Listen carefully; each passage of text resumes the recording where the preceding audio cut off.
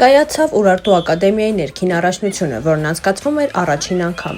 Ուրարտու մարզաբազայում ամեն կիրակի տեղի էր ունենում առաջնության 2 տարիքային խմբերի հանդիպումներ, այն թիմերի միջև, ովքեր չէին մասնակցում մանկապատանեկան առաջնություններին։